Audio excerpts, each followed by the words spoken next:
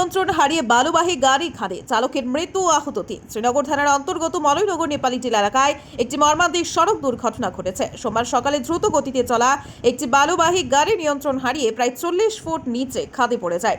এই দুর্ঘটনায় গাড়ির চালক ঘটনাস্থলে নিহত হন। আহত হন 3 জন শ্রমিক।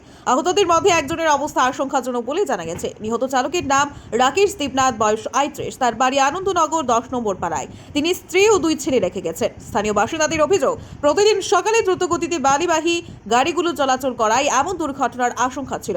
ঘটনার খবর পেয়ে শ্রীনগর থানার পুলিশ ও আনন্দনগর দমকল বাহিনীর সদস্যরা ঘটনাস্থলে পৌঁছে উদ্ধার কাজ শুরু করেন। এলাকাবাসীর সহযোগিতায় প্রায় 3 ঘন্টার প্রচেষ্টায় আহতদের উদ্ধার করে স্থানীয় হাসপাতালে পাঠানো হয়। পুলিশ সূত্রে জানা গেছে, দুর্ঘটনার পর ক্ষতিগ্রস্ত গাড়িটি উদ্ধারের চেষ্টা চলছিল, তবে উদ্ধার কাজের সময় গাড়িটি আরও নিচে পড়ে যায়। এই দুর্ঘটনার পর স্থানীয় বাসিন্দারা দ্রুতগতির যানবাহনের বিরুদ্ধে প্রশাসনের কঠোর পদক্ষেপ দাবি করেছেন। পুলিশ বিষয়টি তদন্ত করছে এবং দুর্ঘটনার কারণ বিশ্লেষণ করে প্রয়োজনীয় ব্যবস্থা নেওয়ার আশ্বাস দিয়েছে। আমি তো হঠাৎ করে খবর গেছি, আমি মাছ ধরতাম, আমিও গাড়ি চালাতাম। অ্যাক্সিডেন্টের পর থেকে আমি গাড়ি চালানো ছেড়ে দিয়েছি, কারণ আমার মনে একটা ডর ঢুকছে। প্লাস আমি ওখানে আয়া দেখছি, খবর পাইছি, দৌড়ে আয়া দেখছি ভাই এই অবস্থা। অনেক তোমরা দ্বারা সবাই জোগাড় ডেড বডি একটু বার করো না। কোন সময় ঘটনাটা? কোন সময়টা আমি শিওর করতে পারিনি। আমি হঠাৎ করে আধা ঘন্টা হচ্ছে খবরটা পাইছি, দৌড়ে আইছি। কোন জায়গায় এসে ঘটনা? কোন জায়গাটা হয়েছে আমরা যে মলনগর বাইপাসটা উঠতে নেপালি ভাবেন নিচে উচিত জলটিংয়ের উল্টা সাইডে। কতজন আসলো গাড়ির মধ্যে? গাড়ির মধ্যে আসলো তারা কইতে পারেন স্টাফ থাকে 3 জন জানা মতো, ড্রাইভার একজন 4 জন। নাম কি ড্রাইভার? রাকেশ দেবনাথ। ভাই এখন অব্দি কি বাইক করতে পারছেন না? না এখন অব্দি ওখানে গাড়ির নিচে আছে। মানে ডেড বডি বার করানোর কোনো যোগাযোগ নাই।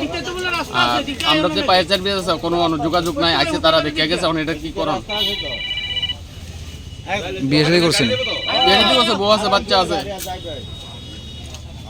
2 ছেলে আছে, বউ আছে, মা আছে, প্লাস বাবা আছে, বোন আছে, ভাগ্নি আছে। কোথা গাড়ি আইতে আসতো? এটা গাড়িটা আসলো মানে আইতে আসলো লুট লইয়া আন্দোলন থেকে, হয়তো বুল মিস্টিংয়ে চাক্কা একটা পড়ছে, প্লাস পালিয়ে গেছে। 7টার দিকে খবর পাইছি মলয়নগর ট্যাজনগরের কাছাকাছি একটা লুঙার মধ্যে ভালো গাড়ি ট্রাক উল্টে লুঙার মধ্যে পড়ছে এবং শুনছে 3-4 জন লোক ইনজুর্ড। এই খবর পাওয়ার সাথে সাথে আমরা এলাম, নেওয়ার পরে জনসাধারণ লাগলো 3 জনকে সঙ্গে সঙ্গে হাঁপানি হসপিটালে রেফার করা হলো, মানে শিফট করা হয়েছে ফায়ার সার্ভিসের গাড়ির মাধ্যমে।